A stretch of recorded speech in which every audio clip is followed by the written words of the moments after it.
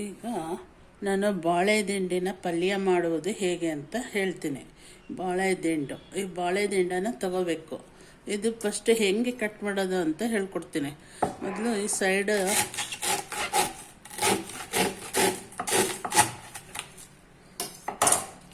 Cut ಮಾಡಿ ಬಿಸಾಕ್ಬಿಡಿ, ಯಾಕೆಂದರೆ ಅದು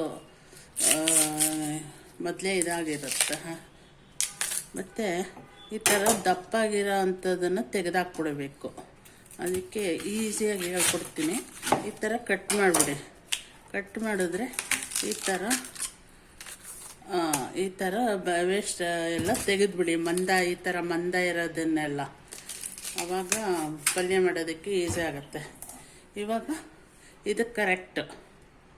ಈ ಥರ ಹಿಂದೆ ಮುಂದೆ ಎಲ್ಲ ತೆಗೆದುಬಿಡಿ. ಇಷ್ಟು ತೊಗೊಳ್ಳಿ ಇದನ್ನು. ಇವಾಗ ಇದನ್ನು ಕಟ್ ಮಾಡೋದು ಹೆಂಗೆ ಉಪಯೋಗಿಸ್ಬೇಕು ಅಂತ ಹೇಳ್ತೀನಿ. ಈಗ ಈ ಥರ ಕಟ್ ಮಾಡಿ, ರೋಲ್ ಥರ ಉದ್ದುದ್ದು ಕಟ್ ಮಾಡಿದ್ರೆ ನಾರು ಅನಿಸುತ್ತೆ. ಇದೇನಪ್ಪ ಏನು ತಿರುಳೆ ಸಿಕ್ಕಿಲ್ಲ ಇದರಲ್ಲಿ ಅಂತ. ಇಷ್ಟು ನಮ್ಗೆ ಕಟ್ ಮಾಡೋಕ್ಕೆ ಎಷ್ಟು ಈಸಿ ಆಗುತ್ತೆ ಅಷ್ಟನ್ನು ತಗೊಳ್ಳಿ. ಈಗ ಇದನ್ನು ಮತ್ತೆ ಈ ಥರ ಕಟ್ ಮಾಡಿ. ಈ ಥರ ಕಟ್ ಮಾಡಿದ್ರೆ ಈಸಿ ಆಗುತ್ತೆ. ಆದಷ್ಟು ಸಣ್ಣ ಕಚ್ಚಿ, ಯಾಕೆ ಅಂದರೆ ನಾರಿನಂಶ ಜಾಸ್ತಿ ಇದು. ಈ ಥರ ಹಚ್ಚೋದನ್ನು ಫಸ್ಟ್ ಈ ಥರ ಹಚ್ಚಿ ರೆಡಿ ಮಾಡ್ಕೋಬೇಕು. ಈ ಥರ ಹಚ್ಚಿ ಆದಮೇಲೆ ಒಂದು ಪಾತ್ರೆಯಲ್ಲಿ ನೀರು ಇಟ್ಕೊಂಡಿರಬೇಕು.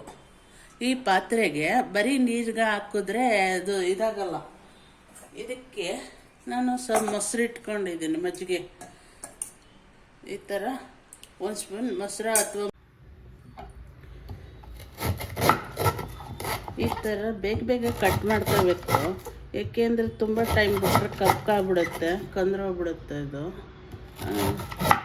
ಎಷ್ಟಾಗ ಬೇಗ ಆಗುತ್ತೆ ಅಷ್ಟು ಮಾಡಿ.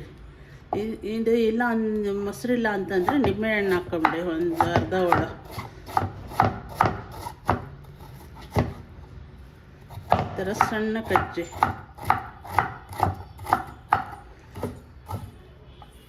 ಕೈ ಏನಾದರೂ ಕಪ್ಪಗಾಗತ್ತೆ ಅಂತ ಅನಿಸಿದ್ರೆ ಒಂದು ಸ್ವಲ್ಪ ಎಣ್ಣೆ ಹಚ್ಕೊಬಿಡಿ. ಈ ಥರ ನಾನು ಉದುರಿಸಿ ರೆಡಿ ಮಾಡ್ಕೊಂಬರ್ತೀನಿ. ಈಗ ನಾನು ಇಲ್ಲಿ ಸ್ಟವ್ ಮೇಲೆ ಒಂದು ಪಾತ್ರೆ ಇಟ್ಟಿದ್ದೀನಿ. ಈ ಪಾತ್ರೆಗೆ ಈ ಥರ ಹಚ್ಚಿ ರೆಡಿ ಮಾಡಿ ಇಟ್ಕೊಂಡಿದ್ದೀನಿ ಬಾಳೆ ದಿಂಡನ್ನು. ಈ ಥರ ಹಿಂಗೆ ಇರಲಿ, ಅದು ಪಲ್ಯ ಮಾಡೋಕ್ಕೆ ಟೈಮ್ ಬರೋ ತನಕ ನೀರಲ್ಲಿ ಹಾಗೆ ಇರಬೇಕು. ಇವಾಗ ನಾನು ಇದಕ್ಕೆ ಎಣ್ಣೆ ಹಾಕ್ತೀನಿ. ಎಣ್ಣೆ ನೋಡ್ಕೊಂಡು ಹಾಕ್ಕೊಳ್ಳಿ. 1.5 ಸ್ಪೂನ್ ಎಣ್ಣೆ ಹಾಕ್ತಾಯಿದ್ದೀನಿ. ಅದಕ್ಕೆ ಮಾಡೋದಕ್ಕೆ ಇಷ್ಟು ಇಂಗ್ರೀಡಿಯೆಂಟ್ಸ್ಗಳನ್ನ ಇಟ್ಕೊಂಡಿದ್ದೀನಿ. ಏನೇನು ಅಂತ ಹೇಳ್ತೀನಿ. ಸಾಸಿವೆ, ಜೀರಿಗೆ, ಕಡಲೆಬೇಳೆ, ಕರಿಬೇವಿನ ಸೊಪ್ಪು, ಹಸಿರುಮೆಣಸಿನ್ಕಾಯಿ, ಅರಿಶಿನ, ಈರುಳ್ಳಿ, ಸ್ವಲ್ಪ ಕಾಯಿ ತುರಿ ಇಟ್ಕೊಂಡಿದ್ದೀನಿ. ಈಗ ಒಂದೊಂದಾಗಿ ನಾನು ಹಾಕ್ತೀನಿ. ಇವಾಗ ಎಣ್ಣೆ ಕಾಯಕ್ಕೆ ಇಟ್ಟಿದ್ದೀನಿ. 1.5 ಸ್ಪೂನ್ ಎಣ್ಣೆ ಹಾಕಿ, 1.5 ಟೇಬಲ್ ಸ್ಪೂನ್. ಈಗ ಸಾಸಿವೆ ಹಾಕ್ತೀನಿ, ಜೀರಿಗೆ ಹಾಕ್ತೀನಿ, ಹಾಗೆ ಮೆಣಸಿನ್ಕಾಯಿನೂ ಹಾಕ್ತೀನಿ. ಒಂದು 4 ಮೆಣಸಿನ್ಕಾಯಿ ಹಾಕಿ, ಒಂದು ಬಾಳೆ ದಿಂಡಿಗೆ. ಈಗ ಕಡಲೆಬೇಳೆನೂ ಹಾಕ್ತೀನಿ. ಇಷ್ಟನ್ನು ಹಾಕ್ಬಿಟ್ಟು ಇದು ಸ್ವಲ್ಪ ರೋಸ್ಟ್ ಮಾಡಬೇಕು.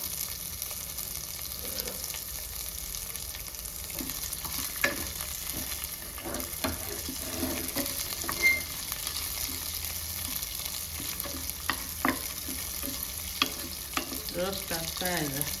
ಬಾಳೆ ದಿಂಡು ಕಿಡ್ನಿ ವೈಫಲ್ಯ ಇರೋರಿಗೆ ತುಂಬ ಉಪಯೋಗ ಆಗುತ್ತೆ. ಕಿಡ್ನಿ ಸ್ಟೋನ್ ಆಗಿರೋವಂಥವ್ರು ಈ ಬಾಳೆ ದಿಂಡನ್ನು ಅವಾಗವಾಗ ತಿಂತಾ ಬಂದರೆ ಕಿಡ್ನಿ ಸ್ಟೋನ್ ಕೂಡ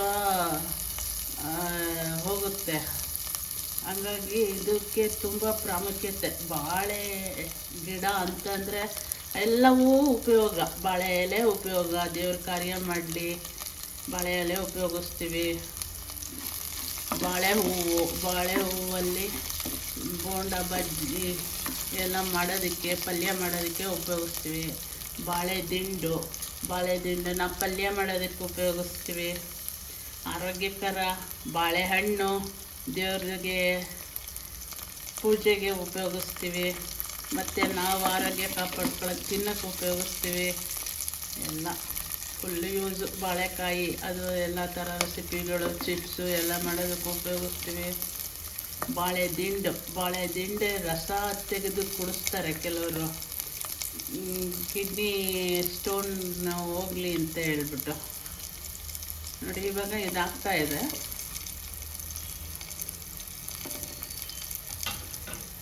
ಇದಕ್ಕೆ ಸ್ವಲ್ಪ ಕರಿಬೇವಿನ ಸೊಪ್ಪು ಮತ್ತು ಸ್ವಲ್ಪ ಈರುಳ್ಳಿ ಕಟ್ ಮಾಡಿ ಇಟ್ಕೊಂಡಿದ್ದೀನಿ, ಒಂದೆರಡು ಹಾಕೋಣ.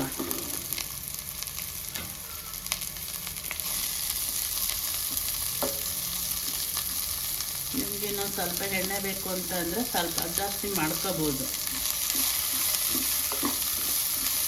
ಒಂದು ಸ್ವಲ್ಪ ಜಾಸ್ತಿ ಮಾಡ್ಕೊಳ್ಳಿ. ಎಲ್ಲ ಜಾಸ್ತಿ ಆದರೆ ಆರೋಗ್ಯಕ್ಕೆ ಹಾನಿಕರ, ಅತಿ ಆದರೆ ಅಮೃತವೋ ವಿಷ ಅನ್ನೋ ಥರ. ಎಲ್ಲ ಲೈಟಾಗಿದ್ದರೆ ಒಳ್ಳೆಯದು. ಹೆಂಗರ್ಸು ಇವಾಗೇನೋ ತಿಂತಾರೆ, ಆಮೇಲೆ ವಯಸ್ಸಾಯ್ತಾ ಅವರು ಎಲ್ಲ ಡಯಟ್ ಅಂತ ಹೋಗ್ತಾರೆ. ಅದಕ್ಕೋಸ್ಕರ ಈಗಲಿಂದನೇ ಸ್ವಲ್ಪ ಕಮ್ಮಿ ಮಾಡಿಕೊಂಡ್ರೆ ಒಳ್ಳೆಯದು. ಈ ಥರ ಆಗ್ತಾಯಿದೆ. ಇದು ಇನ್ನೊಂದು ಸ್ವಲ್ಪ ಹಾಕಲಿ, ರೋಸ್ಟ್ ಆಗಲಿ. ಹೀಗೆ ಒಂದು 5 ನಿಮಿಷ 3 ನಿಮಿಷ ಫ್ರೈ ಮಾಡೋಣ. ಈಗ ನಾನು ಲಿಡ್ ಓಪನ್ ಮಾಡ್ತಾಯಿದ್ದೀನಿ. ಈ ಥರ ಸ್ವಲ್ಪ ಈರುಳ್ಳಿ ಎಲ್ಲ ರೋಸ್ಟ್ ಆಗಿದೆ.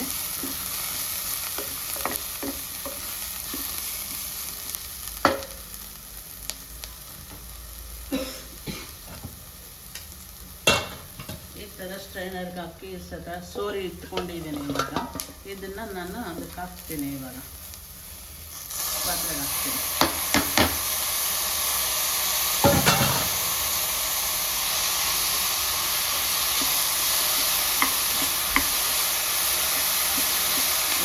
ಕೈ ಆಡಿಸ್ಬೇಕು.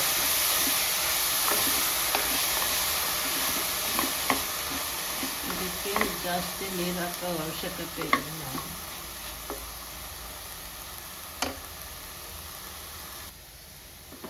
ಇದಕ್ಕೆ ಅರಿಶಿನ ಪುಡಿಯನ್ನು ಹಾಕ್ಬಿಡ್ತೀನಿ. ಇವಾಗ ಒಂದು 1/4 ಟೀ ಸ್ಪೂನ್ ಅರಿಶಿನ.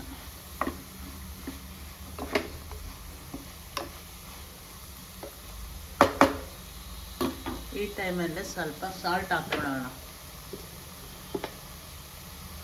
ಸಾಲ್ಟ್ ಎಷ್ಟು ಬೇಕಾಗ್ಬೋದು ನೀವೆಲ್ಲ ನೋಡ್ಕೊಂಡು ಹಾಕ್ಕೊಳ್ಳಿ. ನಿಮ್ಗೆ ಎಷ್ಟು ಬೇಕಾಗುತ್ತೆ, ಎಷ್ಟಿದೆ ಬಾಳೆದಿಂಡು ಅಂತ ನೋಡಿಕೊಂಡು. ನಾನು ಇಷ್ಟು ಹಾಕಿದ್ದೀನಿ.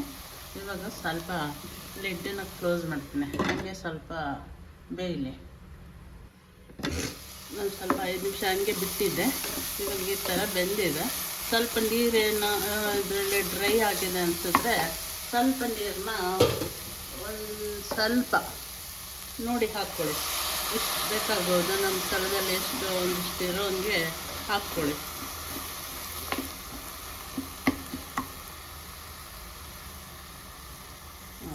ಇಷ್ಟ ಆದರೆ ಸಾಕು. ಇವಾಗ ಅದನ್ನು ನಾವೇನಾದರೂ ಇನ್ನೂ ಸ್ವಲ್ಪ ಜಾಸ್ತಿ ಬೇಯಬೇಕು ಅದು ಚೆನ್ನಾಗಿ ಅಂತ ಅನಿಸಿದ್ರೆ ಸ್ವಲ್ಪ ಕಾಯಿ ತುರಿನೂ ಹಾಕ್ಬಿಟ್ಟು ಲಿಡ್ಡನ್ನು ಮುಚ್ಚಿಬಿಡಿ. ಇಷ್ಟು ಕಾಯಿ ತುರಿ ಹಾಕಿದ್ದೇನೆ. ಇವಾಗ ಇದು ಹಿಂಗೆ ಇರಲಿ.